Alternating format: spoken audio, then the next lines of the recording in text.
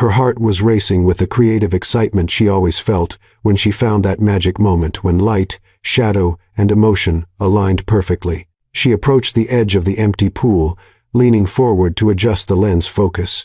And then it happened. Her foot slipped on the marble, still wet from recent cleaning. The world turned upside down in an instant. Harper felt her stomach drop as her body fell. The scream caught in her throat, her arms flailing uselessly in the air. The camera flew from her hands. The impact with the shallow pool's icy water hit her like a punch, knocking all the air from her lungs. When she managed to get her bearings, she was on her knees in water that barely covered her waist, drenched, shaking from cold and shock. Her dark hair stuck to her face, her eyes burning with chlorine, her heart pounding in her chest. Humiliation burned her cheeks. What professional photographer falls into an empty pool? Are you okay? The voice came from somewhere above her, deep, smooth as velvet, filled with genuine concern. Harper looked up, blinking to clear the water, and saw a silhouette approaching quickly. A tall man with broad shoulders, wearing only black swim trunks, drops of water running down his defined torso. He had been swimming in the Olympic lanes next door and was now descending the steps of the empty pool toward her with agile, determined movements.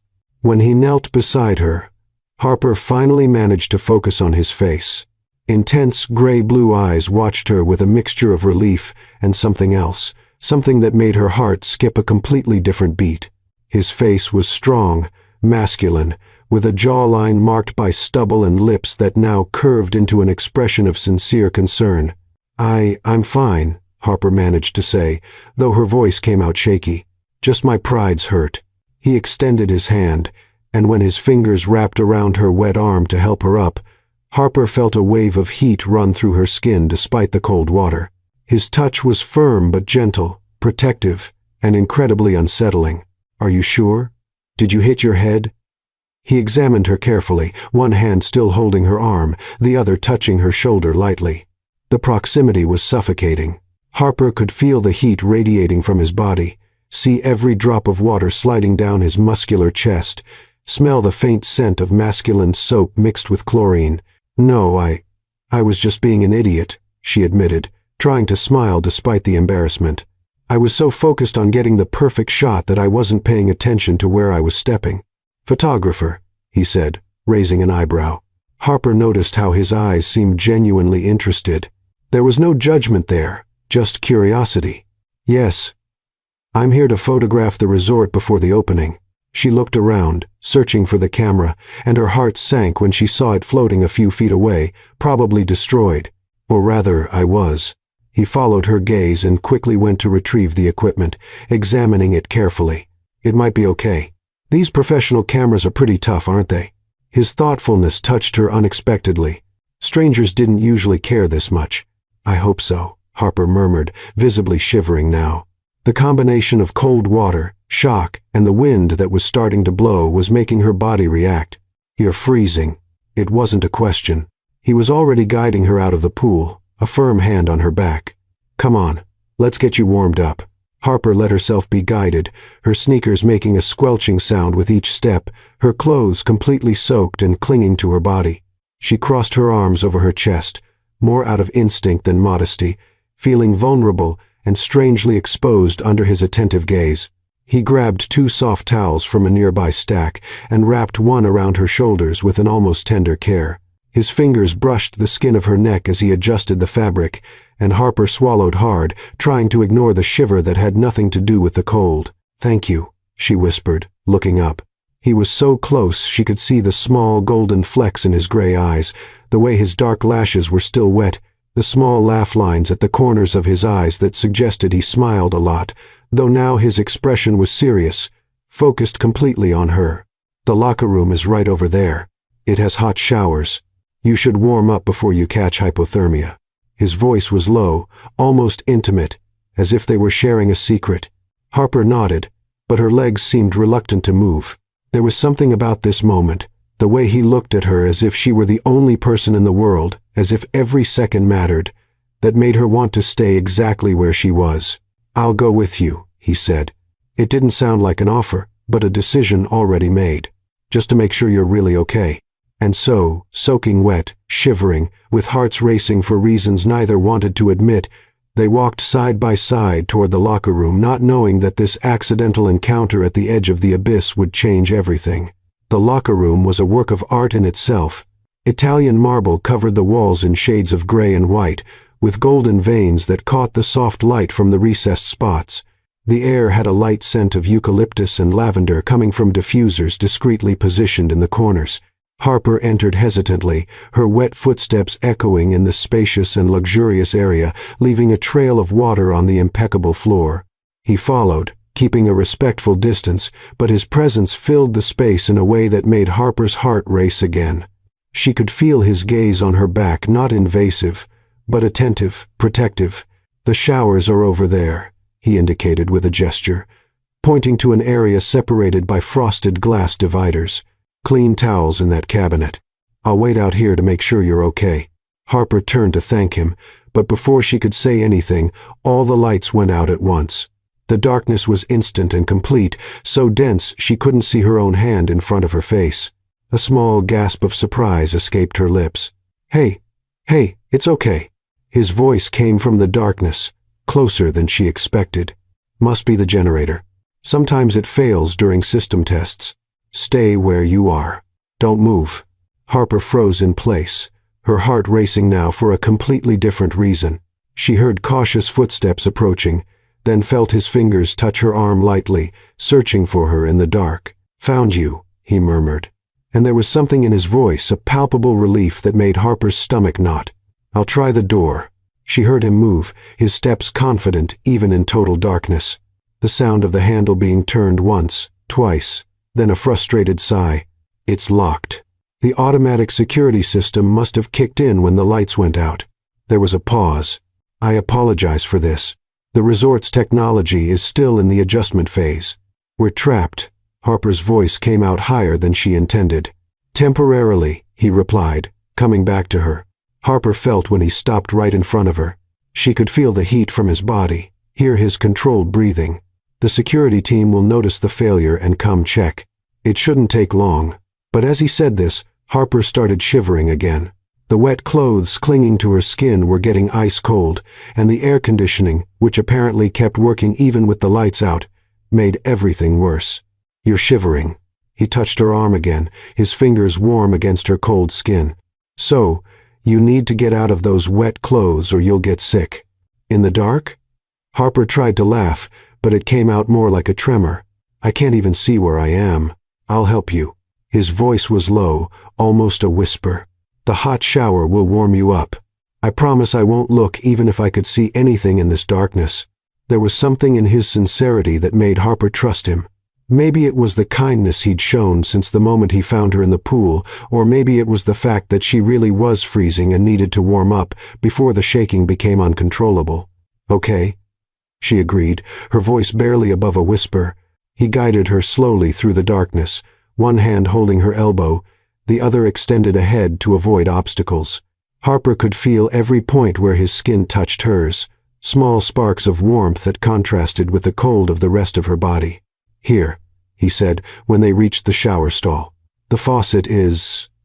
let me find..." His fingers brushed hers as he searched for the controls, and Harper held her breath. "There.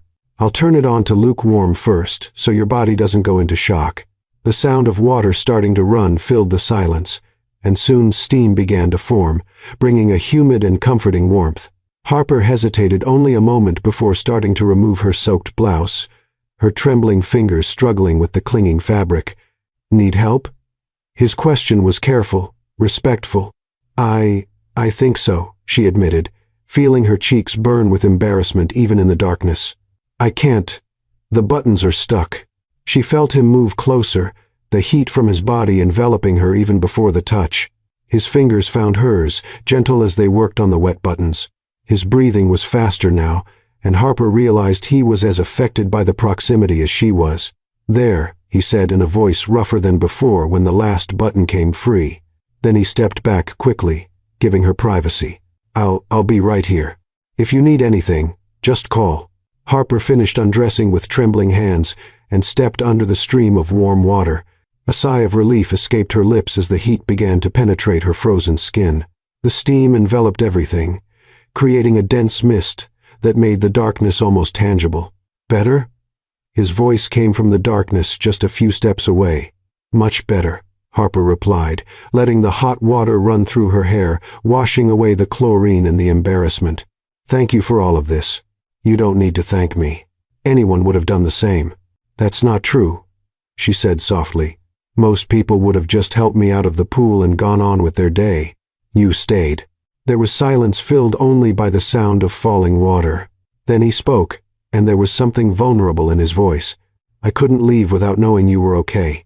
Harper's heart leaped in her chest. There was a sincerity in those words that touched her deeply.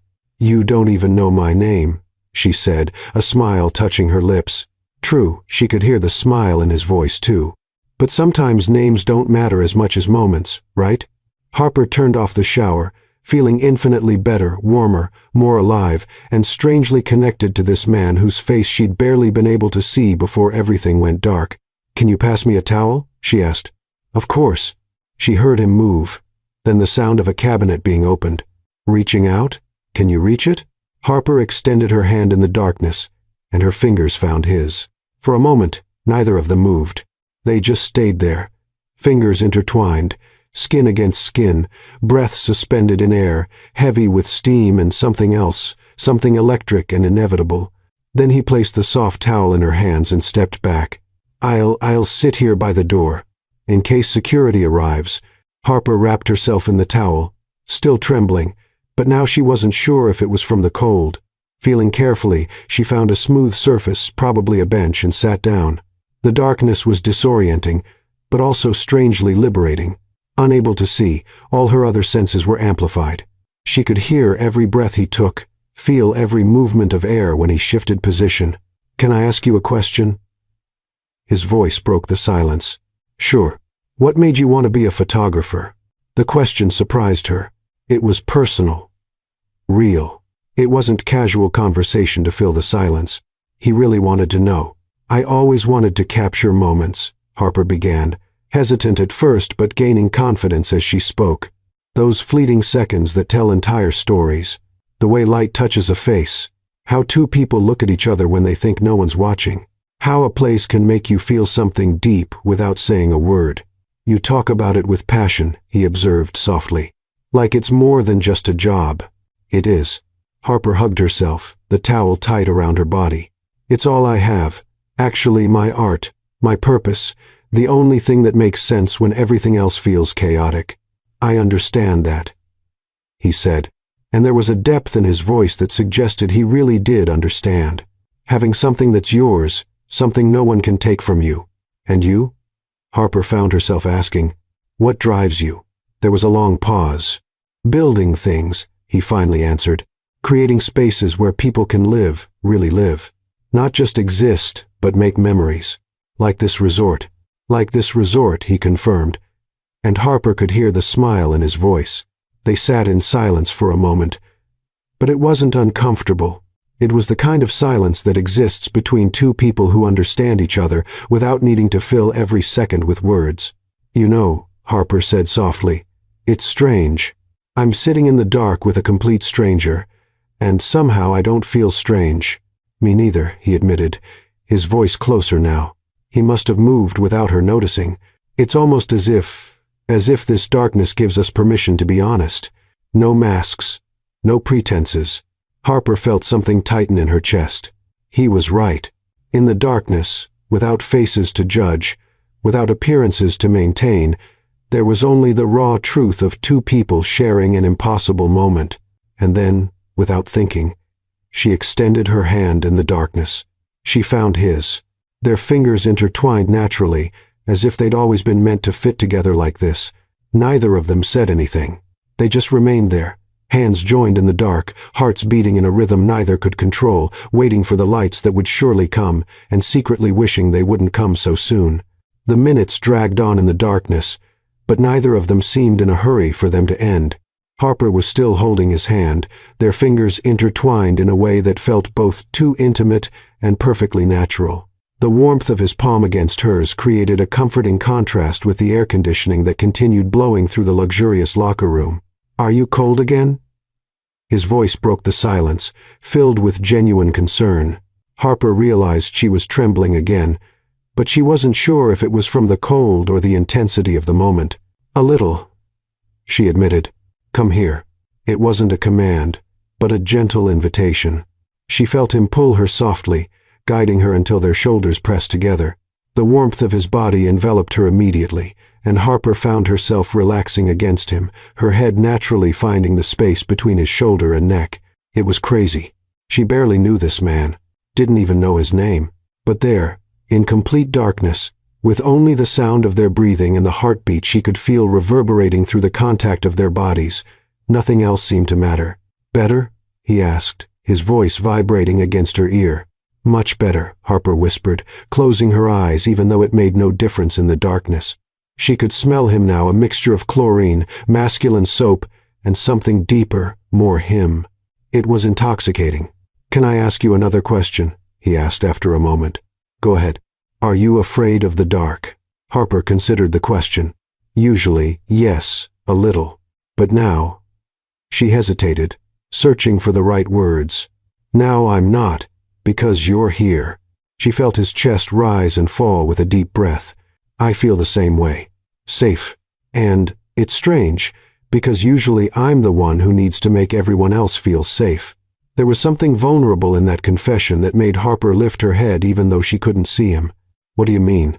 He was silent for a moment, and Harper felt the tension in his muscles, as if he were debating internally how much to reveal. "My life is complicated. There are always expectations, always eyes watching, always decisions that affect hundreds of people. It's exhausting pretending I have all the answers all the time. But you don't have to have all the answers," Harper said softly, her free hand finding his arm in the dark, touching gently. "Nobody does. Try telling that to the people who depend on me." There was a sadness in his voice that broke Harper's heart. "Sometimes I just want to be invisible, just another person in a crowd, free from all the weight." Harper understood that feeling more than he could imagine. "I used to think I wanted to be seen, recognized for my work. But the closer I get to that, the more I realize that maybe the magical part is precisely this, being able to observe without being observed. Capturing life without being part of the show." "You're wiser than you seem," he said, and Harper could hear the smile in his voice. "How do you know?" "You can't even see me," she teased gently. "I don't need to see to know." His voice became lower, more intimate. "I hear it in the way you speak. Feel it in your presence. You have that rare ability to make someone feel seen, really seen. Not just looked at, but understood." Harper's heart raced. No one had ever said anything like that to her. The words touched something deep inside her chest, an old wound she didn't even know needed healing. "You don't know me," she whispered, but there was no conviction in her words. "Maybe not the facts of your life," he agreed, his thumb now tracing soft circles on the back of her hand. The simple gesture sent shivers down Harper's spine. "But I know this essence, this honesty you're giving me right now, without filters, without defenses. And it's beautiful, Harper." It was the first time he'd said her name since she'd mentioned it in conversation, and the way it came from his lips made something tighten in her chest, intimate, reverent, as if he were tasting the word and discovering he liked the flavor. "And you?" Harper heard herself asking, turning more toward him. Her face was now inches from his in the darkness. She could feel the warmth of his breath against her skin. "Who are you when no one's watching?" The pause that followed was loaded with meaning. Harper could feel his internal struggle, the debate between revealing or protecting. "Someone tired of being alone," he finally admitted, his voice low. "Surrounded by people all the time, but completely alone where it really matters." Harper felt tears sting her eyes. She knew that feeling, knew it intimately. "I understand," she said, squeezing his hand. "I feel that way too, like I'm always on the outside looking in, capturing moments of connection but never really being part of them." "Why do you think that is?" he asked, turning as well. Harper could feel that now they were completely facing each other, knees touching, hands still intertwined between their bodies. "Fear, I think." Honesty came more easily in the darkness. "Fear that if I really let someone in, If I completely let my guard down, they'll realize I'm not as interesting as I seem. That I'm just an ordinary girl with a camera trying to make sense of a world that feels too big. Harper, the way he said her name was almost a caress. There's nothing ordinary about you. I can feel it. Your passion, your vulnerability, your strength, all of that is extraordinary. How can you be so sure? Her voice came out shaky. Because in 30 minutes in the dark with you, I felt more connected, more seen, more myself, than in years of superficial conversations under full light. He let out a low laugh, almost humbled. It's ironic, isn't it? That darkness is what finally lets me see clearly. Harper felt her eyes burning again. I feel the same way, she admitted. It's like this darkness gives us permission to be who we really are, without the masks we wear every day. Exactly. His free hand found her face in the darkness, his fingers gently tracing the line of her jaw. The touch was so gentle, so reverent, that Harper held her breath. And who you really are, Harper Lane, is someone I'd very much like to keep getting to know. Her heart was beating so hard she was sure he could hear it even without being able to see her, especially because he couldn't see her. His voice was a whisper now, his face so close that Harper could feel the heat. Because it means I'm getting to know you from the inside out, the part that really matters. Harper swallowed hard, her entire body vibrating with his proximity. And when the lights come back on, when you can really see me, what if I'm disappointing? Impossible. The conviction in his voice left no room for doubt. But if you're worried, let me tell you a secret. He leaned even closer, his lips brushing against her ear as he whispered, I already saw you before the lights went out. And it was the first thing I thought when I helped you out of the pool. She's beautiful, but it wasn't just physical beauty. It was the way your eyes lit up when you talked about finding the perfect angle. The determination mixed with passion. That's what really captured me. Harper couldn't breathe. No one had ever spoken to her like this, as if each word were chosen carefully, as if she mattered in a deep and meaningful way. You have a talent for this, she said, trying to keep her voice steady, for making someone feel special. It's not talent when it's true. His hand was still on her face, his thumb now gently caressing her cheek. And it's not just someone. It's you. The air between them was charged, dense with a tension that wasn't uncomfortable, but rather full of unspoken promises. Harper leaned instinctively toward his touch, her body responding in ways her rational mind couldn't control. When the lights come back on, she whispered, all of this will seem like a dream, a moment outside reality. Then let me give you something real. He moved slowly, giving her time to pull back if she wanted. But Harper didn't want to pull back. She wanted to dive deeper into this impossible moment. His forehead touched hers first, then his nose brushed softly against hers, and then so gently that Harper almost doubted it was happening, his lips found hers. It was a soft kiss, questioning, respectful, a request more than a demand. And when Harper responded, leaning closer, her fingers finding his wet hair, the kiss deepened, gaining urgency and heat. It wasn't just physical. It was a connection of something deeper, two lonely souls finding solace in each other, two people tired of pretending, finally allowing themselves to feel. When they finally separated, both were breathless, foreheads still touching, hands still intertwined, as if letting go were impossible. Real enough? He whispered, and Harper could hear the smile in his voice. Very real, she admitted, a smile of her own touching her lips. And there, in complete darkness, they remained two strangers who somehow were no longer strangers, waiting for the lights that would surely come, but in no hurry for them to arrive. The lights came back on suddenly, exploding in the space with an intensity that made Harper and him recoil instinctively, shielding their eyes with their hands. The brightness was almost painful after so long in complete darkness, and for a moment neither could see clearly. Harper blinked repeatedly, letting her eyes adjust slowly. Her breathing was rapid apart from the sudden shock, apart from the anxiety of finally seeing the face of the man who had kissed her in the darkness, the man with whom she'd shared confessions she barely shared with people she'd known for years. When her vision finally adjusted, she slowly raised her eyes, and the world stopped. He was even more handsome under the light than her imagination had created in the dark. Dark brown hair tousled, still wet from the pool, intense gray-blue eyes that now watched her with a mixture of vulnerability and admiration, a strong jaw covered by well-groomed stubble that outlined a face both masculine and soft, and those lips, the same ones that had touched hers moments ago, now curved in a hesitant half-smile. But there was something familiar about that face, something that made a distant alarm sound in Harper's mind. "Hi," he said softly, his voice a bit hesitant. He was still sitting too close to her, their knees touching, one of his hands still holding hers as if he couldn't let go. "Hi," Harper whispered back, trying to ignore the blush she knew was taking over her cheeks. Under the light, the intimacy they'd shared in the darkness seemed simultaneously more real and more exposed. He watched her as if memorizing every detail, the way her dark hair fell damp over her shoulders, the freckles scattered across her nose, the way her brown eyes sparkled under the artificial light. "You're even more beautiful than I remembered," he said without a trace of embarrassment. Harper felt her heart race. But before she could respond, the locker room door burst open with a bang. 2 uniformed security guards entered quickly, walkie-talkies in hand.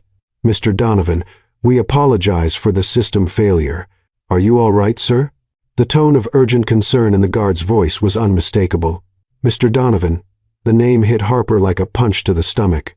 She slowly turned to look at the man beside her again, really seeing him for the first time. Not as the kind stranger who had rescued her, not as the vulnerable man who had shared his fears in the darkness, but as Matthew Donovan, Matt Donovan, the billionaire CEO, the owner of the Azure Bay Resort, the man whose face she'd briefly seen in promotional materials when she'd accepted the photography job, her client. The floor seemed to disappear beneath Harper's feet. Her face paled, and she dropped his hand as if she'd been burned.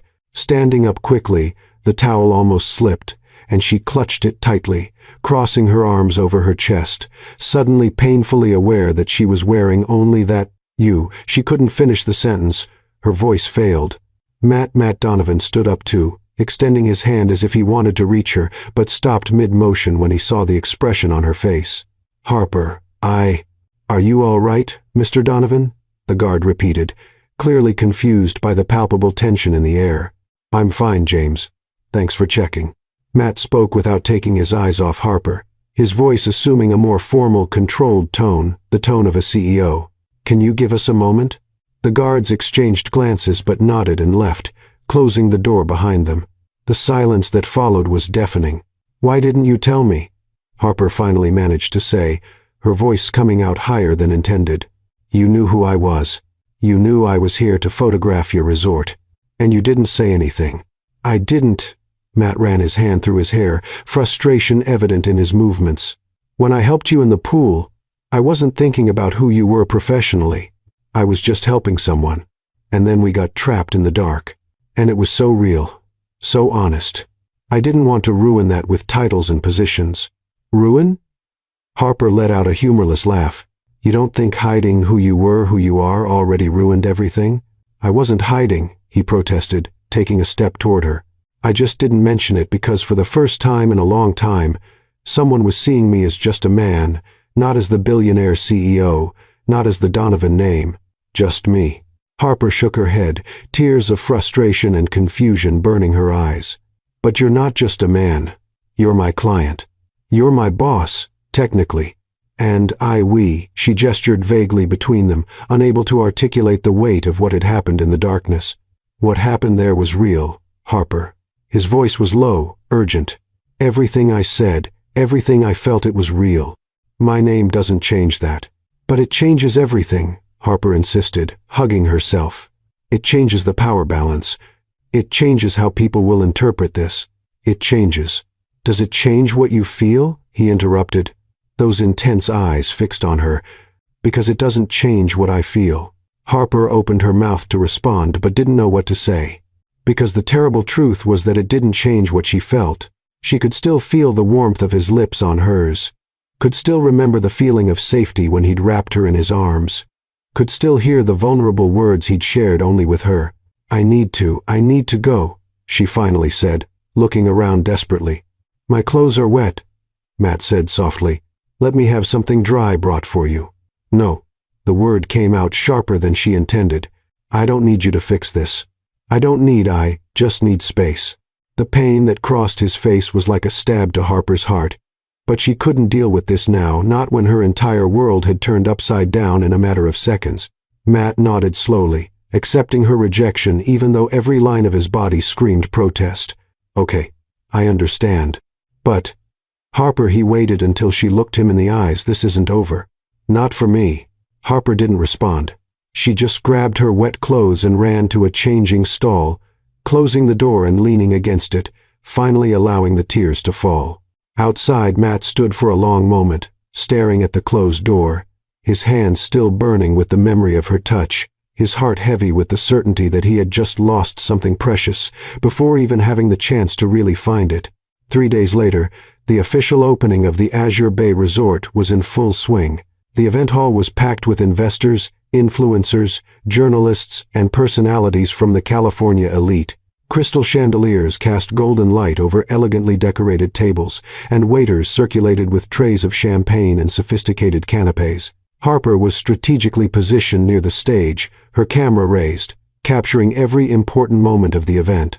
She'd spent the last 3 days avoiding any contact with Matt, communicating only through short, professional emails with his team about photo angles and schedules. Each click of the shutter was mechanical, professional, distant, exactly as it needed to be. But then Matt stepped onto the stage for his opening speech, and something inside her tightened painfully. He was impeccable in a charcoal gray suit that enhanced his eyes, his hair perfectly styled, the confident posture of someone born to lead. This was Matthew Donovan, the billionaire, the visionary, not the vulnerable man who had held her hand in the darkness. "Good evening, everyone." His voice resonated through the sound system, rich and authoritative. "It's an honor to share with you the realization of a dream years in development. The Azure Bay Resort isn't just a luxury hotel. It's a sanctuary, a place where moments become memories." Harper focused the lens on him, capturing the passion in his eyes as he spoke about the project. Even through the camera, she could feel his intensity. "But a resort is just marble and glass without the people who bring it to life," Matt continued. And then his eyes found Harper's in the crowd for a second that felt like an eternity. They just looked at each other. "And speaking of bringing life, I'd like to recognize the talented photographer responsible for capturing the soul of this place before we even opened our doors." Harper's heart stopped. "Harper Lane," he said her name like a prayer, and suddenly all the cameras turned to her. "The artist whose work you'll see decorating every hallway, every suite, every common space in this resort. Please come to the stage." Harper froze, panic rising in her throat. She didn't expect this, didn't want to be in the spotlight, especially not summoned by him. But everyone was looking now, applauding, waiting. She had no choice. On trembling legs, Harper walked toward the stage, each step seeming to take an eternity. When she finally climbed the steps, Matt extended his hand to help her. And when his fingers touched hers, that same electricity, that same impossible connection, Harper knew it didn't matter how much time passed, it didn't matter how many complications existed. What had begun in the darkness hadn't ended with the light. And from the gleam in his eyes as he gently pulled her close to the microphone, Matt knew it too. Harper stood frozen on the stage, the hot spotlights on her face, hundreds of eyes fixed on her. Matt was so close she could feel the heat emanating from him, could smell the subtle fragrance of his cologne, woody and sophisticated, completely different from the smell of chlorine and soap she'd memorized in the darkness. "Miss Lane's photographs capture not just the architectural beauty of Azure Bay," Matt continued, his voice reverberating through the hall, "but the emotion this place was designed to evoke. Each image tells a story. And that's exactly what we want our guests to feel, that they're part of something memorable." Applause erupted again, and Harper forced a professional smile, waving briefly before turning to descend from the stage. But Matt's hand found the small of her back gently, a touch so light that no one else would notice, but which sent waves of heat through her spine. "Stay just one more moment," he murmured near her ear, his voice too low for the microphone to catch. "Please." It wasn't a command, it was a request. And something in the vulnerability of that single word made Harper stay, even though every instinct screamed for her to run. Matt turned to the crowd again, a charismatic smile on his face. "Enjoy the evening. Explore every corner of this resort and create your own memories. Thank you for being here. With the speech ended, the ambient music returned, and the crowd went back to animated conversations. Matt guided Harper off the stage, his hand still on the small of her back until they reached a more secluded corner of the hall. "You didn't warn me you were going to do that," Harper said, trying to keep her voice steady despite her racing heart. "If I had warned you, you would have refused," Matt replied. Those gray-blue eyes studied her with an intensity that made it hard to breathe. "And you deserve to be recognized. Your work is exceptional, Harper." "This isn't about the work," she said quietly, crossing her arms over the navy blue dress she'd carefully chosen for the event, elegant but professional, nothing that could be interpreted as an attempt to impress. "You're mixing things up." "I'm not mixing anything up." Matt took a step closer, lowering his voice so only she could hear amid the party's buzz. "Your work is brilliant. That's a fact. And what happened between us, that's also a fact. Two separate facts that don't cancel each other out." Matt Harper began, but the way his name came from her lips soft, almost intimate, made his eyes light up. "You said my name," he observed, a small smile touching his lips. "It's the first time since that night." Harper realized he was right. She'd carefully avoided using his name in all her emails, referring to him only as Mr. Donovan when absolutely necessary. "We need to talk," Matt said before she could respond. "Really talk. Not here, not surrounded by all these people. In private."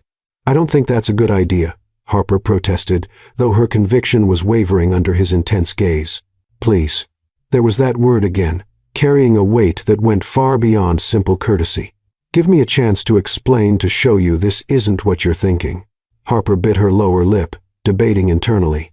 Every rational fiber of her being said to refuse, to maintain the professional barriers she'd tried so desperately to rebuild over the last 3 days. But there was another part, a part she tried to ignore, that still felt the pressure of his lips, that still heard the confessions whispered in the darkness, that still longed to understand what it all meant. One conversation, she finally gave in. That's all. The relief that crossed his face was so genuine, so palpable that something tightened in Harper's chest. "Thank you. There's a private office on the top floor. 10 minutes enough time for you to circulate. Take a few more photos, not raise suspicions." The way he thought about it, protecting her reputation, considering how it would be perceived, touched Harper more than she'd like to admit. She nodded briefly before walking away, losing herself in the crowd. 10 minutes later, Harper stood before a mahogany door on the top floor, her heart beating so hard she was sure it could be heard through the silent corridor. She raised her hand to knock, but the door opened before her fingers touched the wood. Matt was there, his tie slightly loosened, the first 2 buttons of his shirt open, a glass of whiskey in his hand. He looked tired in a way she hadn't noticed on stage, as if the public mask had been removed, revealing the real man underneath. "Come in," he said softly, stepping back to let her pass. The office was impressive. Floor-to-ceiling windows offering a panoramic view of the ocean under moonlight, modern but comfortable furniture, a huge glass desk dominating one side of the room. But Harper barely registered the details. She was hyper-aware of Matt's every movement as he closed the door behind her, of the sound of his breathing, of the way the moonlight illuminated the strong profile of his face. "Want something to drink?" he offered, gesturing to the built-in bar. "No, thanks." Harper stayed near the door, keeping her distance. "You said you wanted to talk?" Matt nodded, setting his own glass aside. "I wasn't trying to deceive you, Harper. When I found you in that pool, I was just being myself, not thinking about consequences or complications, just reacting." "But you knew," Harper insisted. "You knew who I was, knew there was a power dynamic, and you still let that happen." "You're right." The admission surprised her. "I knew, and I should have said something. But Harper," he took a step toward her, his hands in his pockets as if forcing himself not to reach for her. "I've spent the last 5 years building empires, closing deals, making decisions that affect thousands of lives, and in all that time, I've never felt as present, as real as I felt in those minutes in the dark with you."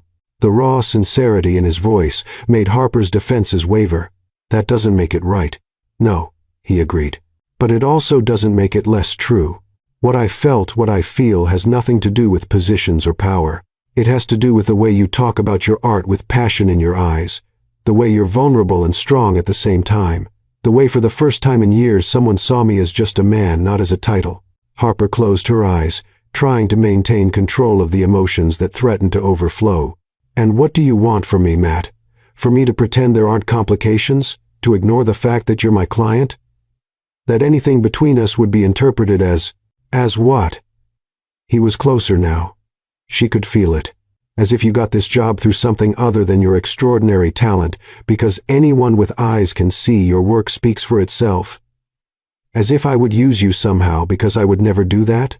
Or as if this was some passing whim for me, because I guarantee you, Harper, nothing about what I feel when I'm near you is passing. Harper opened her eyes to find him just a few steps away.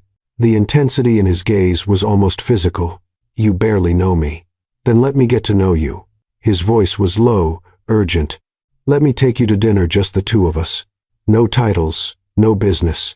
Just two people trying to understand this connection that neither of us can deny. A dinner? Harper repeated, her heart racing. A dinner, he confirmed. And if after that you decide there's nothing here beyond a confusing moment in the darkness, I'll respect it. I'll keep everything strictly professional.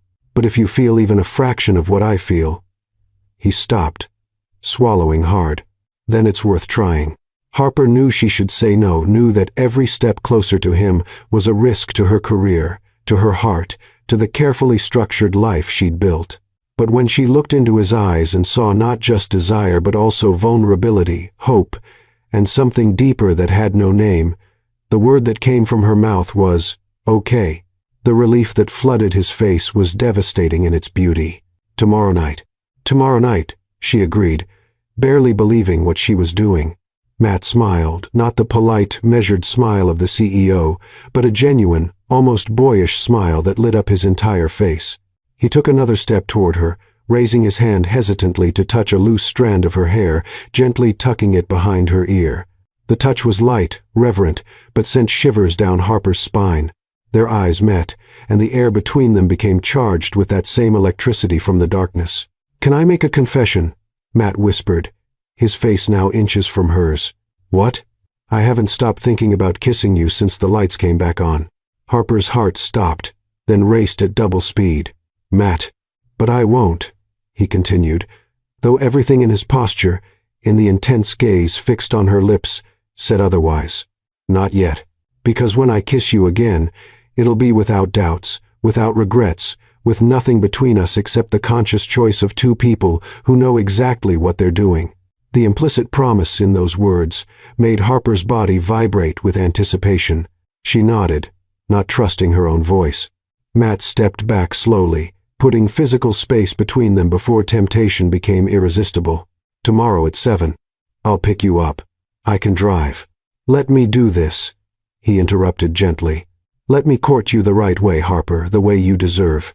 And when Harper left that office minutes later, returning to the party downstairs, she knew she'd crossed a line she couldn't undo.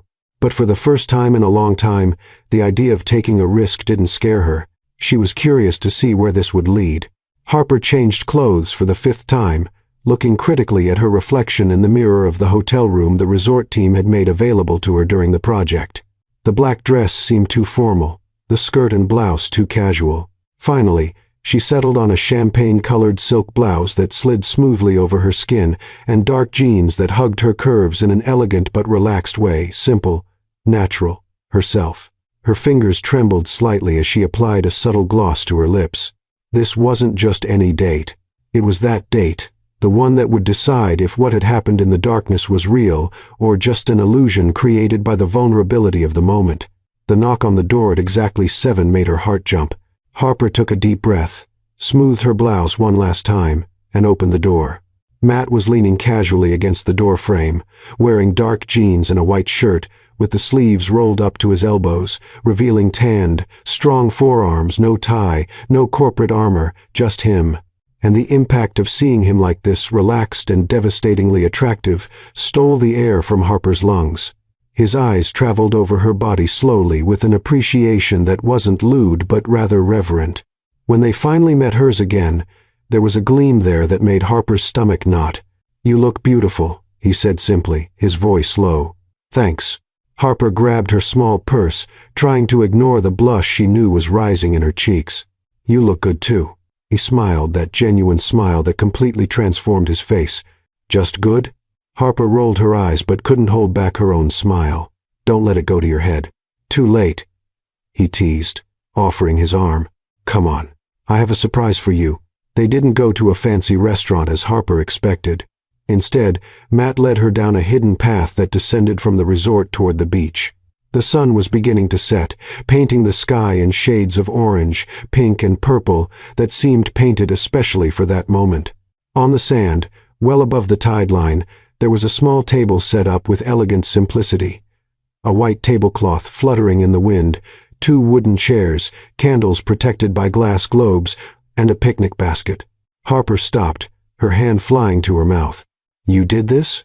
"With some help," Matt admitted, looking almost shy, an expression so incongruous with the confident CEO, she knew that it made Harper's heart melt a little more. "I thought it would be better than a place full of people watching us, more private, more us." "It's perfect," Harper whispered. And it really was. It wasn't ostentation. It wasn't a show of wealth. It was personal, thoughtful, made for her. Matt guided her to the table, pulling out the chair for her with a chivalrous gesture that made Harper smile. When he sat across from her so close that their knees touched under the small table, the world seemed to shrink until there existed only the two of them, the sound of the waves, and the sky on fire. "So," Matt began, opening the basket and removing porcelain plates and carefully wrapped containers, "I discovered through my highly sophisticated investigation, also known as asking your assistant, that you love Italian food." Harper laughed. "You asked Jess for information about me?" "I did," he admitted shamelessly, serving what appeared to be a perfectly assembled caprese salad. "And I also discovered that you're allergic to seafood, that you prefer red wine to white, and that you have a weakness for tiramisu." "Oh my God." Harper shook her head, but she was smiling. "You're kind of a stalker."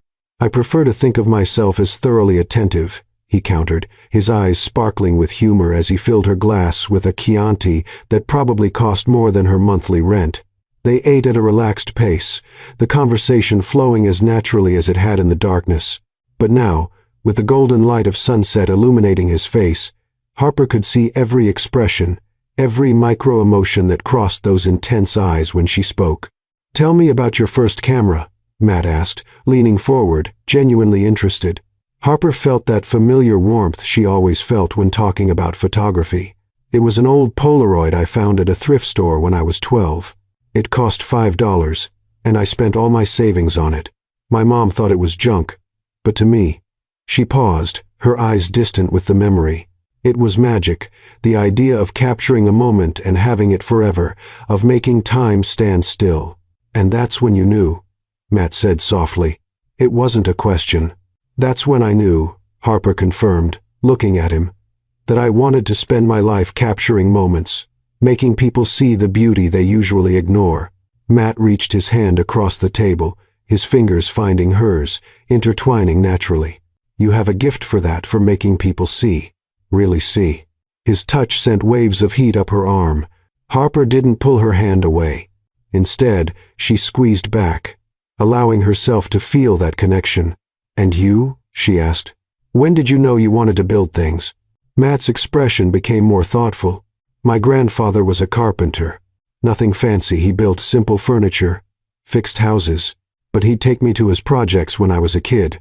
And there was something sacred about the way he worked, as if each piece of wood had a story, a purpose. He taught me that building isn't just about physical structure. It's about creating spaces where people can live their stories." Harper could see the genuine emotion on his face, the passion that mirrored hers when she talked about photography. "He would be proud of what you've built." "I hope so," Matt said quietly, his thumb now tracing soft circles on the back of her hand. "He died before seeing any of my big projects. But I like to think he'd know that every resort, every hotel, every space I create carries a bit of his philosophy." The moment of vulnerability touched something deep in Harper. She turned her hand, fully intertwining her fingers with his, and they stayed like that, hands joined over the table, eyes locked while the sun slowly descended on the horizon. When they finished eating, Matt stood up and offered his hand. "Want a walk?" Harper accepted, and they descended toward the water, their shoes left behind in the sand. The cold foam of the waves licked their bare feet as they walked side by side, shoulders occasionally touching. "Can I ask you a question?" Matt broke the comfortable silence. "Sure. Why photography?" He stopped, turning to face her completely, still holding her hand. "I mean, I know you love it, but why? What is it that draws you so much to capturing moments?" Harper considered the question carefully. No one had ever asked it that way, not the how, but the why. "Because moments are all we really have," she finally said, looking at the ocean. "The past is gone. The future hasn't come yet.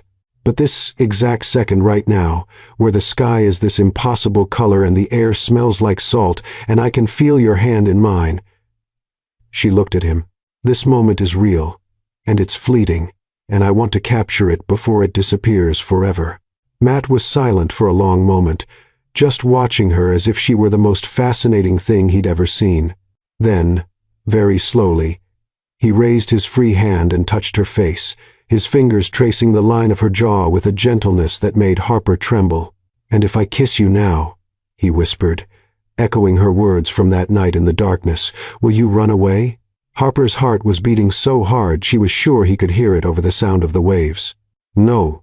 The smile that curved his lips was both tender and intensely masculine. He took a step closer, eliminating the space between them until Harper had to tilt her head back to maintain eye contact. His hand slid from her face to the back of her neck, his fingers tangling in her hair. "I've thought about this moment for 3 days," Matt confessed, his voice low. "I woke up thinking about it, fell asleep thinking about it. Every meeting I had, every decision I made, a part of me was here with you." Matt, Harper whispered, her hands rising to rest against his chest, feeling his racing heart under her palms. "I know," he said, seeming to understand what she couldn't articulate. "I feel it too." And then he kissed her. It wasn't like the kiss in the darkness, hesitant, questioning, full of uncertainty. This was a kiss of certainty, of conscious choice of two people who knew exactly what they were doing and chose to do it anyway. His lips were soft but firm, moving against hers with a confidence that made Harper's knees weak.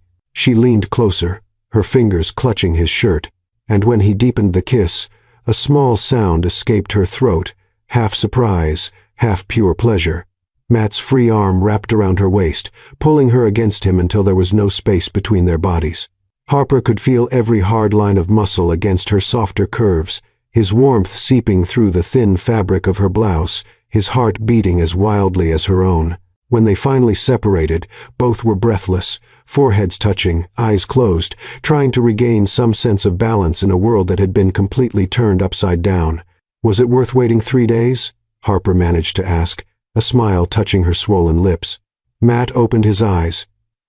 And what Harper saw there, raw desire mixed with something deeper, more frightening, made her heart take a dangerous leap. "It would be worth waiting a lifetime," he said, completely serious. And there, with their feet in the sand, the ocean witnessing, and the sky painted in the colors of the day's end, Harper realized she was falling fast, falling deeply, falling in a way she'd never allowed herself before. And for the first time, she wasn't afraid of where she would land. The weeks that followed that first date were like living in a dream Harper was afraid to wake from. Matt wasn't just attentive, he was present in a way she'd never experienced. It wasn't about grand gestures or expensive gifts. It was about the small moments he seemed to value as much as she did. He'd show up early in the morning at her room with coffee and croissants, still warm from the bakery 30 minutes away, because she'd casually mentioned they were her favorites. He'd send messages in the middle of the day, just to see how the photo editing was going, genuinely interested in the technical details that made most people's eyes glaze over. He'd appear after sunset with blankets and wine to watch the stars on the resort's rooftop where it all began. They kept the relationship discreet, aware of the curious looks and sharp tongues that would inevitably come. But when they were alone, there were no masks, just the two of them discovering each other. On a Saturday morning, 3 weeks after that first kiss on the beach, Harper woke to the soft sound of music coming from the small kitchenette. She opened her eyes slowly, confused for a moment until she remembered she'd given Matt a spare key the night before. Wrapping herself in her robe, she walked barefoot to the kitchen and stopped in the doorway, her heart melting at the scene before her. Matt had his back to her, wearing only jeans, the muscles of his back flexing as he stirred something in a pan. Jazz music played softly from his phone, and he hummed along, completely absorbed in the task. "You cook?" Harper asked, leaning against the doorframe. Matt turned, a smile lighting up his face when he saw her. "Good morning, beautiful." "And yes, I cook. Pancakes are one of my 3 specialties." "Only 3?" she teased, walking toward him. "I'm a man of specific talents," he replied, setting down the spatula to wrap her in his arms. "Pancakes, omelets, and gourmet instant noodles." Harper laughed, her forehead resting against his chest. "Impressive culinary resume. I thought you might be hungry after last night," he murmured against the top of her head, his arms pulling her closer. Heat rose in Harper's cheeks as she remembered the previous night, the dinner that had gone cold because neither of them could stop touching each other, the kisses that had become more urgent, more desperate, until Matt carried her to the bedroom, murmuring promises against her skin. "Last night was," she began, but the words failed. "Perfect." Matt finished, leaning down to kiss her forehead, then her nose, and finally her lips in a soft kiss that still made her toes curl. "You're perfect." "Nobody's perfect," Harper protested against his lips. "You're perfect for me," he corrected, and the absolute sincerity in his voice made something tighten in Harper's chest. They ate pancakes sitting on the small couch, legs intertwined, sharing bites and laughter. Matt told stories of corporate disasters that somehow became hilarious anecdotes, the way he narrated them. Harper showed him old photos of her early work, laughing at awkward angles and amateur compositions. "We were always talented," Matt insisted, running his finger across the tablet screen, studying each image as if it were museum art. "Even here, you can see the eye for detail, the way you capture emotion." "You're being generous," Harper said, but her heart warmed at the compliment. "I'm being honest." He set the tablet aside and pulled her onto his lap, his arms wrapping around her waist. "You see me in a way no one else does. You capture things I don't even know I'm feeling until I see them through your lens." Harper stroked his face, her fingers tracing the strong line of his jaw. "How do you always know exactly what to say?" "I don't know," he admitted, turning his face to kiss her palm. "With you, the words just come like you unlock a part of me that's been closed for years." They stayed like that for a long moment, just holding each other, the outside world temporarily forgotten. But then Matt's phone rang, that specific ringtone she'd learned meant urgent work. He groaned, his forehead dropping to her shoulder. "Ignore it." "Matt, it might be important." "You're important," he murmured. But he was already reaching for the phone. The conversation was brief, professional, but Harper saw the transformation from relaxed boyfriend to controlled CEO happening in real time. When he hung up, there was tension in his shoulders that hadn't been there before. "I have to go. Problem with the Seattle project investors." "It's okay," Harper said, even as she felt an emptiness forming watching him pull away. Matt seemed to sense her hesitation because he came back, took her face in his hands, and kissed her deeply. "I'll be back as soon as I can." And Harper, he waited until she looked him in the eyes. "This us, it's the most real thing in my life. Don't doubt that." But doubts were hard to avoid, especially when Harper started noticing the looks. Matt's assistant who always looked a second too long, the investors who greeted her with smiles that didn't reach their eyes, the whispers that stopped abruptly when she entered a room. One afternoon, while reviewing photos on her laptop at the resort cafe, she overheard 2 women talking at the next table. "I saw her coming out of his private elevator early in the morning," one said, her voice low but still audible. "It's obvious what's going on." "Smart," the other responded with a sour tone. "Sleeping with the boss is a quick way to move up in the world." Harper felt her blood run cold. Her fingers froze over the keyboard, her stomach churning. She knew this would come, she'd prepared herself mentally, but hearing the words out loud, hearing her integrity questioned, her work reduced to a sexual favor, cut deeper than she expected. She closed the laptop harder than necessary and left, ignoring the looks from the 2 women who finally realized she'd been there. That night, when Matt came to see her, Harper was unusually quiet. They were lying in bed, him tracing lazy patterns on her back while she pretended to read. "What's going on in that head of yours?" Matt finally asked, turning her so she faced him. Harper hesitated, biting her lip. "People are talking." His expression darkened. "What people?" "What are they saying?" "That I got this job because I'm sleeping with you. That I'm smart for using you to move up in life." The words came out bitter. Matt sat up abruptly, his jaw tight. "That's ridiculous. You were hired weeks before we met. Your portfolio spoke for itself. Anyone with a functioning brain knows that. But they don't know that," Harper said quietly, sitting up too. "They see an unknown photographer suddenly photographing one of the most exclusive resorts on the West Coast and dating the billionaire CEO. It's easy to draw conclusions, wrong conclusions." Matt took her hands, squeezing them. "Harper, look at me." He waited until her eyes met his. "I don't care what ignorant people think. I care about you, about what we have. But I care," Harper admitted, tears burning her eyes. "I've worked hard my whole life to be taken seriously, to be seen for my work, not for who I'm standing next to. And now—" Her voice failed. Matt pulled her into his arms, holding her tight. "Then we'll prove it to them. We'll show the world that you're brilliant, that your work is exceptional, that you deserve to be here not despite me but completely independent of me." Harper nestled against him, wanting to believe, wanting it to be that simple. "But what if it's not enough?" She whispered against his chest. "What if no matter how good my work is, they'll always just see this?" Matt was silent for a long moment, his hand stroking her hair. "Then we fight together. Because Harper, I'm not giving you up because of gossip. And I hope you won't give up on us because of what strangers think." Harper closed her eyes, breathing in his familiar scent wood and something slightly citrus that was just him. She didn't want to give up. But the fear was there, coiled in her chest like a snake, whispering that maybe this was too big, too complicated, too impossible. "I need to know that I'm more than the CEO's girlfriend," she finally said, lifting her head to face him. "I need to know that my career, my identity won't be swallowed by yours." "You are," Matt said with absolute conviction. "Harper Lane, you're an extraordinary photographer, an artist, a strong, talented woman who would be incredible with or without me in your life.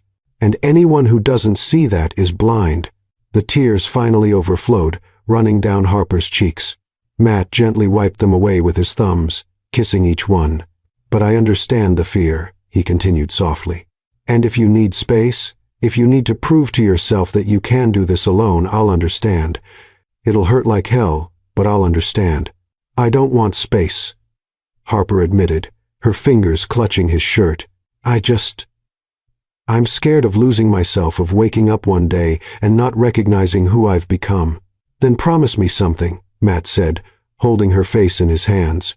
"Promise me you'll tell me if that happens, that you won't let fear consume you in silence, that we'll face this together honestly, even when it's hard." Harper nodded, more tears falling. "I promise." They stayed embraced for hours, whispering promises and fears in the darkness, building a foundation of honesty they both knew would be tested. Because love was easy, love was natural, but building a life together when the world was watching, judging, waiting for them to fail, that would require courage. Neither was sure they possessed. But that night, in each other's arms, with hearts beating in sync, they chose to try. 2 weeks had passed since that difficult conversation, and something had changed between them.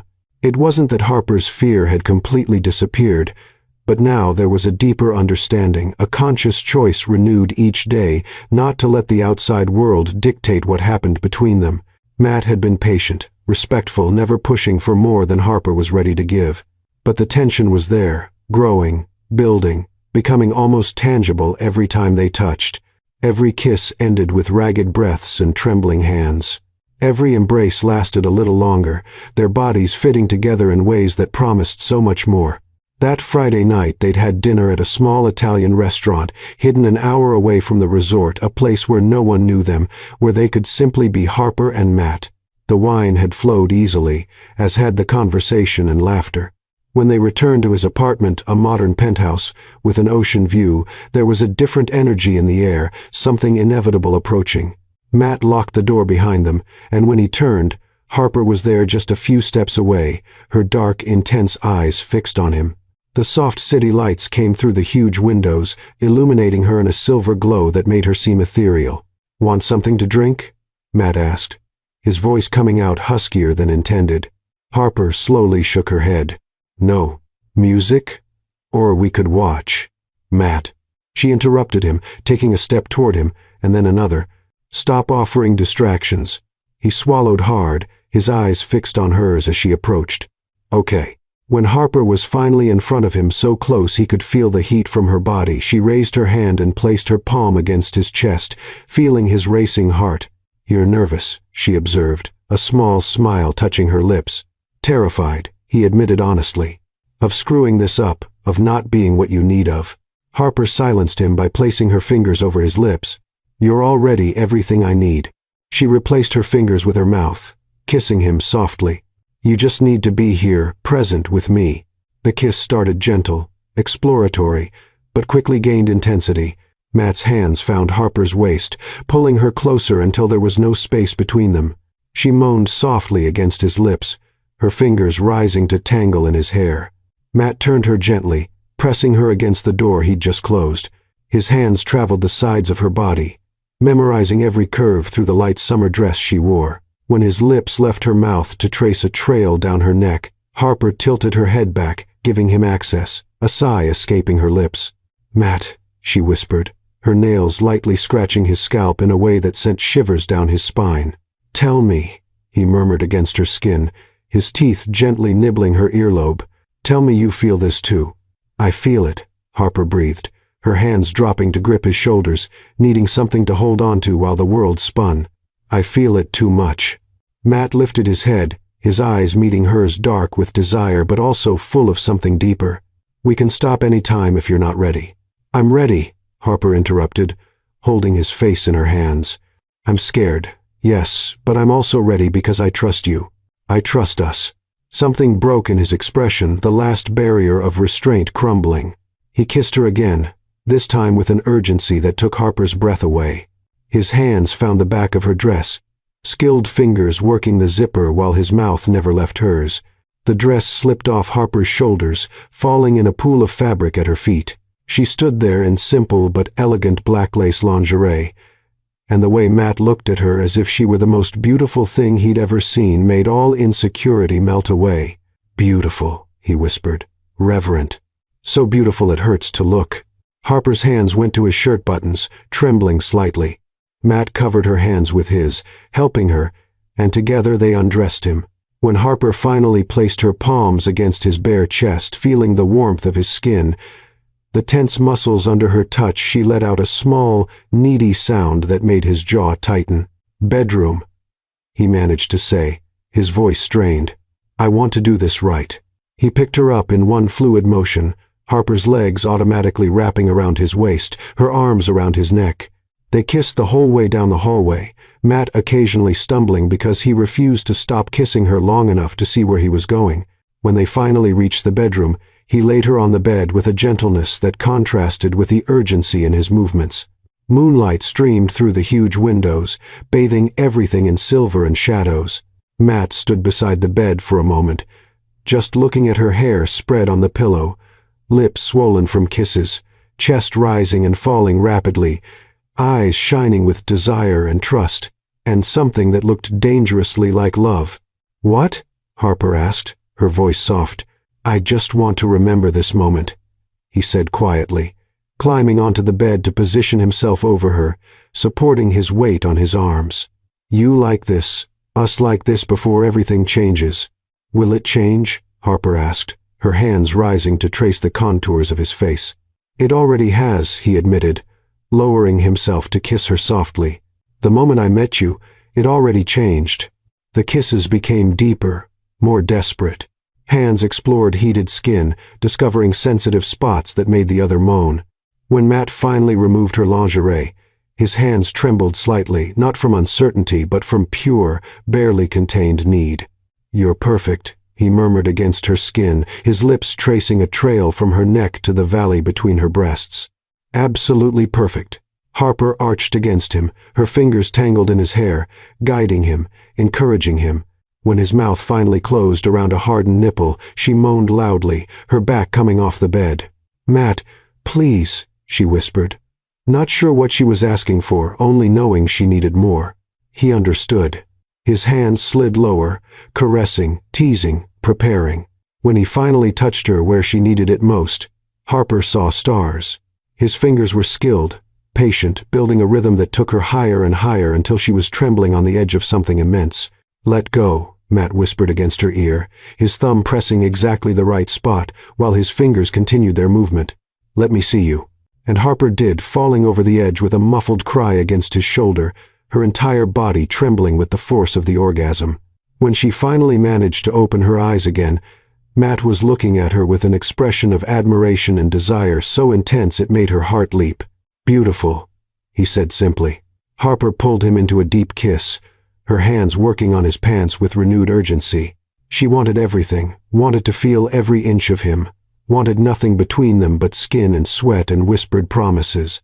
When he finally undressed completely and positioned himself between her legs, Matt stopped, his eyes searching hers.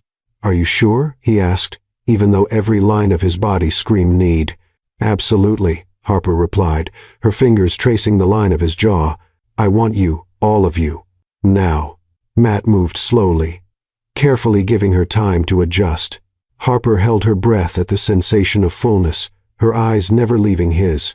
There was intimacy in maintaining eye contact, a raw vulnerability that went beyond the physical. "Okay?"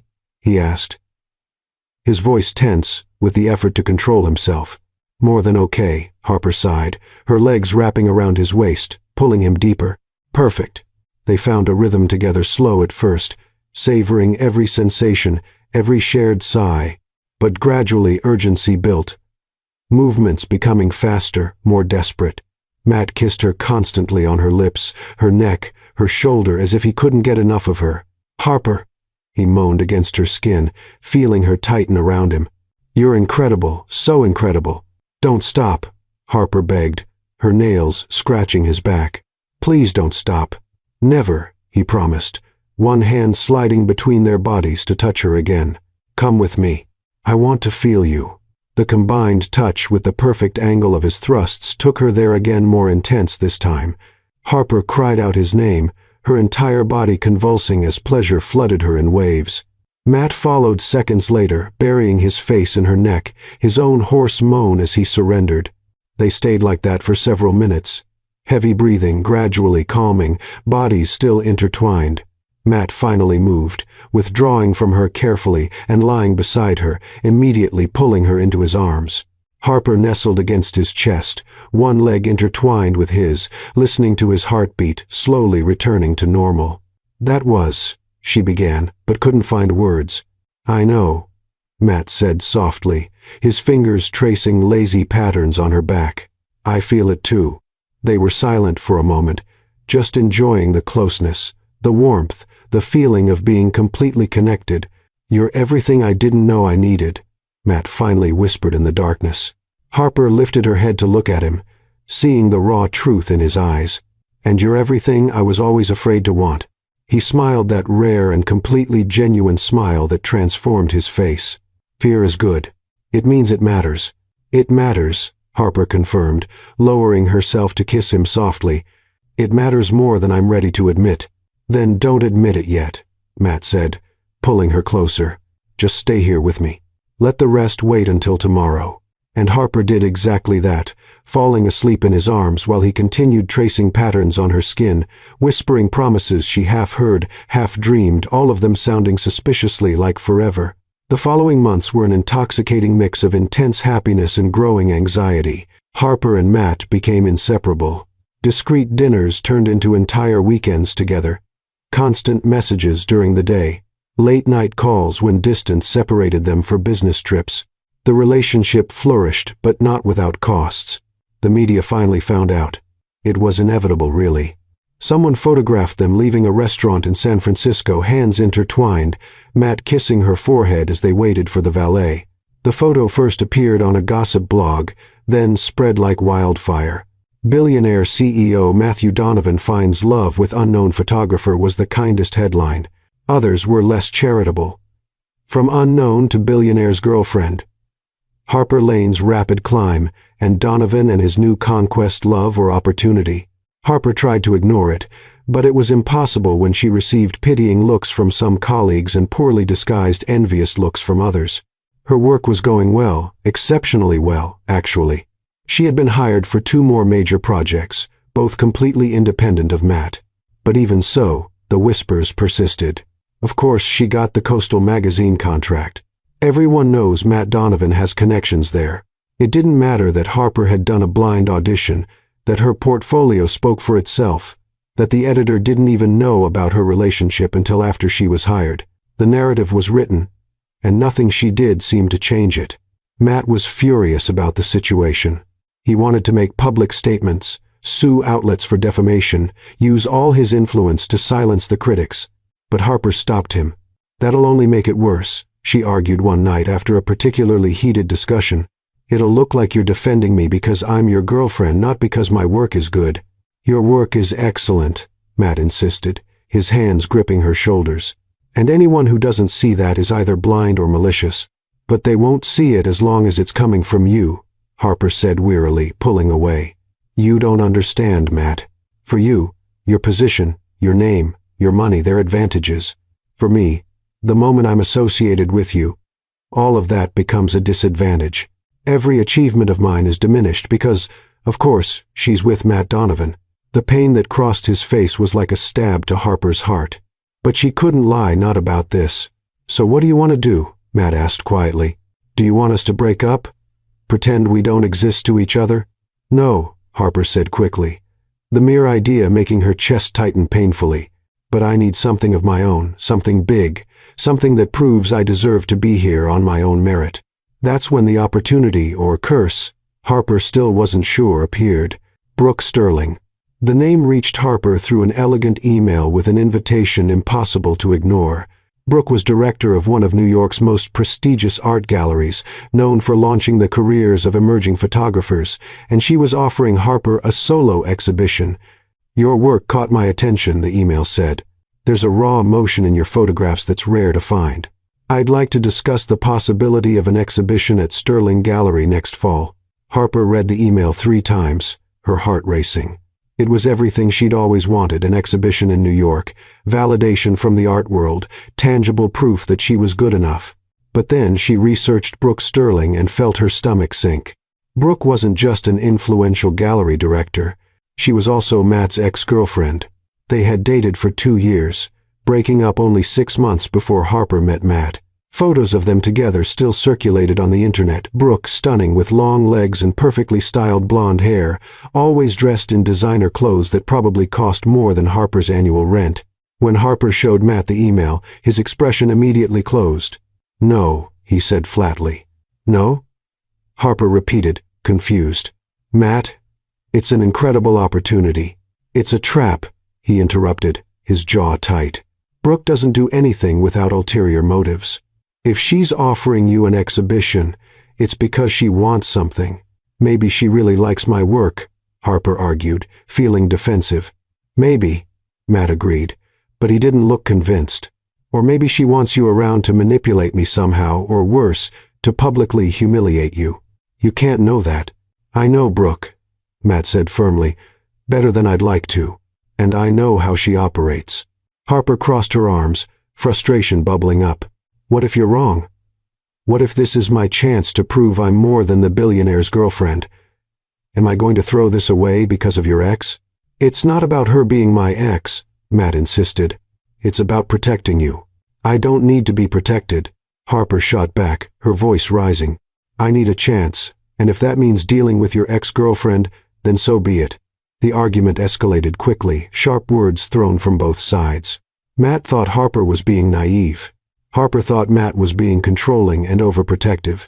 They went to bed that night with their backs to each other, the space between them feeling like a chasm. Against Matt's advice, Harper accepted the invitation to meet with Brooke. The meeting was set at an elegant cafe in downtown Los Angeles, neutral enough not to raise too many questions. Brooke arrived 15 minutes late, entering the cafe as if it were a runway. She was even more stunning in person, tall, elegant. with a confidence that came from years of privilege and success. When her eyes found Harper, there was a calculating gleam that immediately activated all internal alarms. "Harper Lane," Brooke said, extending a perfectly manicured hand. "Finally. I've heard so much about you." The tone was polite, but there was a sharp edge hidden in the words. Harper shook her hand, forcing a professional smile. "It's a pleasure to meet you. Thank you for your interest in my work." They sat down, and Brooke ordered a green tea before turning all her attention to Harper. "Your work really is remarkable. There's a raw vulnerability in it, as if you're capturing not just moments but emotions. Very intimate." "Thank you," Harper said cautiously, waiting for the other shoe to drop. "Although," Brooke continued, stirring her tea with elegant movements, "I have to admit I was surprised to discover who you're dating. Small world, isn't it?" There it was. Harper kept her expression neutral. "Matt and I met professionally. My work at the Azure Bay Resort has nothing to do with our personal relationship." "Of course not," Brooke said with a smile that didn't reach her eyes. "Matt's always been good at separating business from pleasure. Usually." Harper felt the provocation but refused to take the bait. "About the exhibition." "Yes. The exhibition." Brooke leaned forward, her expensive perfume invading the space between them. "Here's my proposal. A solo exhibition at Sterling Gallery, 3 months of display starting in October, guaranteed media coverage, presence of important collectors. It's the chance to launch your career at the level where it should be." It sounded too good to be true, and it probably was. "And in return?" Harper asked, keeping her voice steady. Brooke smiled, and there was something predatory in that smile. "Just your art, dear. And maybe a bit of your time, social events, interviews. You know how it works. The artist is part of the product. And Matt?" Harper couldn't help but ask. "Is he part of this equation?" "Matt?" Brooke feigned surprise. "Why would Matt be involved?" "This is about you and your talent." She paused, her eyes gleaming with barely disguised malice. "Although I imagine he's not very happy about our meeting." "Matt supports me," Harper said firmly, even knowing it was a half-truth at best. "How nice of him," Brooke said, her tone saccharine. "He's always been generous with his girlfriends for a while, at least." The implication was clear and cut deep. Harper felt her blood boil but maintained her composure. "I'll think about your offer and give you an answer by the end of the week." "Don't take too long," Brooke warned, grabbing her designer bag. "Opportunities like this don't wait." And Harper, she leaned closer, her voice dropping to a conspiratorial whisper, some advice from woman to woman: enjoy it while it lasts. Matt gets bored easily, and when he gets bored, he moves on. He always has. With that, she stood up and left, leaving Harper sitting alone with a tight knot in her stomach and more doubts than answers. That night, Harper confronted Matt at his apartment. He was working from home, papers spread across the dining table, laptop open, his face illuminated by the screen. "We need to talk," she said, without preamble. Matt looked up, and immediately his expression became cautious. "You met with her?" "I did," Harper confirmed, crossing her arms. "And you were right, she has ulterior motives. But Matt, even knowing that, I still want to accept." "Harper, let me finish," she interrupted. "I need this exhibition not out of vanity, not out of ego, but because I need to prove to myself, to the world, that I'm more than just the CEO's girlfriend, that my work means something independent of you." Matt was silent for a long moment, studying her. "What if Brooke uses this to hurt us?" "To hurt you?" "Then I'll deal with it," Harper said, her voice firm even though inside she was trembling. "But I can't live my life afraid of what she or anyone else might do. That's not living, that's hiding." "I don't want to see you hurt," Matt said quietly, standing up and walking to her. "I know," Harper touched his face, her heart tightening at the love and worry she saw there. "But I need you to trust me to believe I'm strong enough to face this." Matt closed his eyes, his jaw tight. When he opened them again, there was resignation there mixed with fear. "I trust you. I always have. I just don't trust her." "Then help me," Harper asked. "Help me navigate this, but don't ask me to refuse. Please." He pulled her into his arms, holding her tight, his face buried in her hair. "Okay, but with one condition." "What?" "Total creative control. Nothing you exhibit goes through Brooke without your final approval. And if at any point you feel she's manipulating you or trying to use you, you walk away, no looking back." Harper nodded against his chest. "Deal." But as they stood there, embraced in silence, they both knew they'd just opened a door to something dangerous, and neither was sure they'd come out the other side intact. The following months tested Harper and Matt in ways neither could have predicted. Preparation for the exhibition consumed Harper's life. Selecting photographs, working with the curatorial team, dealing with Brooke's increasingly demanding requests. And as Matt had predicted, Brooke didn't make things easy. She questioned every choice Harper made, suggested improvements that completely distorted the artistic vision, and made subtly poisonous comments about Matt whenever she had the chance. But Harper held her ground. She'd made a promise to herself. This exhibition would be hers on her terms, or it would be nothing. The battle culminated 2 weeks before the opening when Brooke tried to include photographs from the Azure Bay Resort in the exhibition without Harper's permission. "They're your best pieces," Brooke argued, her tone condescending. "And frankly, they're the only ones with real commercial appeal. The rest is too artsy." "No," Harper said firmly for the 5th time in that meeting. "Those photographs aren't part of the narrative I'm telling. And besides, it would be an obvious exploitation of my relationship with Matt, exactly what I was trying to avoid." "Darling," Brooke sighed dramatically, "you're being naive. In this world, connections matter.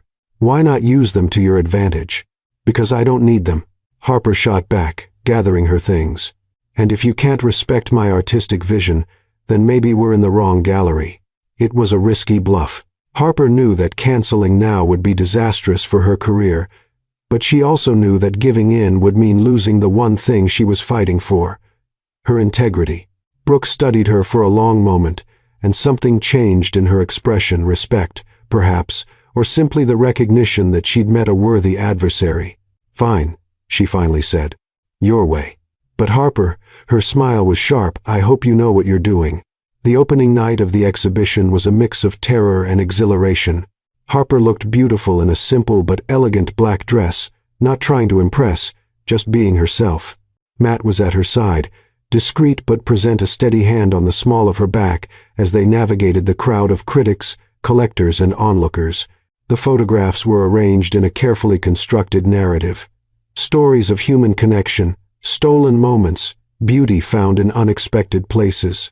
There were no photos from Azure Bay, no references to Matt. It was purely Harper, her vision, her voice. And people loved it. "Extraordinary," a renowned critic murmured as he studied a series of photos of fishermen at dawn. "There's an honesty here that's refreshing." "Who's the artist?" a collector asked, already calculating how much she'd be willing to pay. Harper watched from afar, barely believing it was happening. Years of work, of doubt, of struggle, all culminating in this moment. Matt found her near one of his favorite photographs, an image of intertwined hands against the sunset, light filtering through the fingers. "That's you and me," he whispered in her ear, recognizing the moment she'd captured months ago on one of their beach walks. "No one else knows," Harper replied, smiling. "It's our secret." "I love that," Matt said, his eyes shining. "And I love you so much." Harper turned to him, her heart overflowing. "I love you too." It was the first time they'd said the words out loud, and the weight of them hung in the air between them, precious, frightening, perfect. 2 months later, with the exhibition a resounding success and multiple offers coming in, Harper finally felt validated. She'd proven to herself and to the world that she was an artist in her own right. That's when Matt took her back to the beach where they'd had their first date. The sun was setting again, painting the sky in the same impossible colors, but this time there was a difference. Matt knelt in the sand. "Harper Lane," he began, his voice trembling slightly with emotion.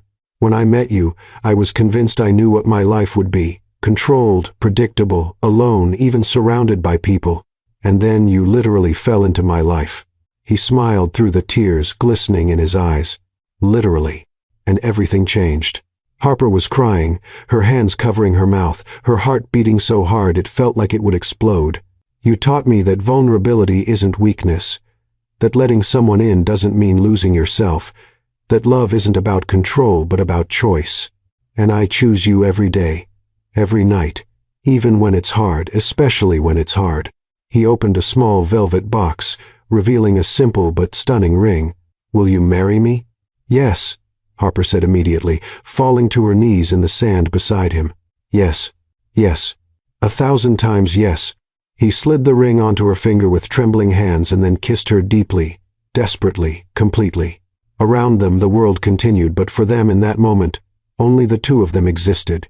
They got married 3 months later in a simple beach ceremony, nothing elaborate, nothing ostentatious, just close family, intimate friends, and the vows that really mattered. Harper was barefoot, a white dress fluttering in the wind, wild flowers in her hair. Matt was in white pants and a linen shirt, also barefoot, his eyes red with emotion as he watched her walk toward him. "I promise to be your home," Harper said when it came time for vows, her voice trembling but firm. "Even when the world is chaos, I promise to see you, really see you, even when you're wearing all your masks. I promise to choose you, not just on the easy days but especially on the hard ones. And I promise to never stop capturing moments with you because every second by your side deserves to be remembered forever." Matt wiped tears from his face, unashamed to cry. "And I promise to never stop choosing you every day, every night, even when it's hard. I promise to respect your art, your voice, your independence. I promise to be your partner, not your protector, your equal, not your savior. And I promise that no matter how big or complicated our life becomes, there will always be room for simple moments, just us, in darkness or light, being completely ourselves." When the officiant finally said, "You may kiss the bride," the kiss was met with applause and tears from everyone present. And when they separated, foreheads touching, smiling through tears, Harper whispered, "It was worth the wait." "Every second," Matt agreed. 6 months after the wedding, Harper discovered she was pregnant. She planned the reveal, carefully waited until they were alone at home, a quiet Friday night. When Matt entered the bedroom after a long day, he found Harper sitting on the bed, a small package beside her. "What's this?" he asked, curious, sitting down next to her. "Open it," Harper said, biting her lip nervously. Matt unwrapped the gift slowly, revealing a tiny pair of blue baby shoes and a pregnancy test with 2 clear pink lines. For a moment he just stared, processing, and then his eyes widened, meeting hers. We're?" Harper nodded, tears already streaming. "We're having a baby." Matt let out a sound between a laugh and a sob, pulling her into his arms so tightly she could barely breathe. "A baby. Our baby. Our baby," Harper confirmed, laughing through tears. Matt pulled back just enough to place his hands over her still flat stomach, his eyes full of wonder. "There's a part of us growing in there. Our future, our miracle. Are you happy?" Harper asked, though she could see the answer clearly on his face. "Happy doesn't even come close," he said, kissing her softly. "I'm complete for the first time in my life. I'm completely, perfectly complete." That night they stayed awake late, lying together in bed, Matt's hands never leaving her belly. They talked about names, about the future, about the kind of parents they wanted to be. They laughed at their own insecurities. They cried with pure joy. "You know what's funny?" Harper said eventually, her fingers intertwined with his over her belly. "If I hadn't fallen in that pool, I would have found another way," Matt interrupted, kissing the side of her head. "The universe would have figured it out. Because you and me, we were always inevitable." "Inevitable," Harper repeated, liking the word. "Like the sunrise. Like waves touching the sand." "Exactly," Matt agreed, pulling her closer. And there, in the soft darkness of their bedroom, with hearts beating in sync and a new life growing between them, Harper and Matt finally understood what they'd found that night of darkness months ago. It wasn't just attraction. It wasn't just love. It was home. It was destiny. It was the feeling of finally, after searching a lifetime, finding the place where they belonged. And that place was in each other's arms. In the end, Harper and Matt learned that true love isn't about perfection. It's about choice, choosing to stay when it would be easier to leave, choosing to trust when fear whispers doubts, choosing to build together even when the world tries to tear them apart. They discovered that sometimes the best moments are born in darkness, where there are no masks to hide who we really are, and that the greatest risk isn't opening your heart, it's never trying. Harper proved she was more than a title, more than a relationship. She was an artist, a strong woman, a complete soul. And Matt learned that vulnerability isn't weakness but rather the greatest courage. Together with a baby on the way and a future full of promise, they built something no outside opinion could destroy, a home made of stolen moments, whispered kisses, and the absolute certainty that no matter what came, they'd be side by side. Because sometimes, all someone needs is to be seen, really seen.